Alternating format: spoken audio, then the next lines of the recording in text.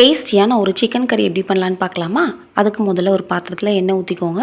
பின்ன பட்டை, கிராம்பு, ஏலக்காய், கசகசா, பெருஞ்சீரகம், ஜீரகம், மிளகு கொடுத்துருக்க மெஷர்மெண்ட்டில் போட்டு ஒரு வதக்கி விட்டுக்கோங்க. அது நல்லா பொரிஞ்சதுக்கப்புறமா கொஞ்சமாக தேங்காய், பின்ன ஒரு துண்டு இஞ்சி, 5-6 பல்லு பூண்டு, ஒரு கைப்பிடிக்கு சின்ன வெங்காயம் போட்டு நல்லா கண்ணாடி பதத்துக்கு வதக்கி அதை ஒரு ஓரத்தில் எடுத்து வச்சுருங்க.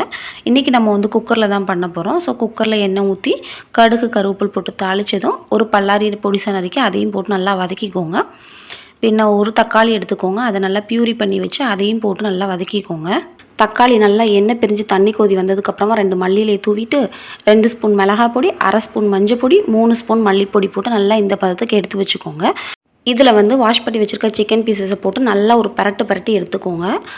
நல்லா பரட்டினதுக்கப்புறமா தேவையான அளவுக்கு உப்பு போட்டுக்கோங்க. உப்பு போட்டுட்டு நம்ம ஆல்ரெடி வதக்கி வச்சுருக்கோமோ அது இந்த அளவுக்கு பேஸ்ட்டாக அரைச்சி அந்த பேஸ்ட்டை நல்லா சிக்கனில் சேர்த்து கலந்து விட்டுக்கோங்க. நல்லா கலந்ததுக்கப்புறமா உங்களுக்கு எந்த அளவுக்கு தண்ணி தேவையோ அந்த அளவுக்கு தண்ணி வச்சு கொஞ்சமாக மல்லியில் தூவி குக்கரை மூடி வச்சுருங்க. இப்போ குக்கரை மூடி வச்சுட்டு ஒரு 3 விசில் விட்டால் போதும். சூப்பரான சிக்கன் கறி ரெடி ஆகிரும். இதை நீங்கள் இட்லி, தோசை, சாதம் எல்லாத்துக்குமே ரெடி பண்ணி சாப்பிட்லாம். நான் அன்றைக்கி இடியாப்பத்துக்கு சைட் டிஷ்ஷாக வச்சு சாப்பிட்டேன். சூப்பராக இருந்துச்சு. நீங்களும் ட்ரை பண்ணி பார்த்துட்டு சொல்லுங்கள். பாய்.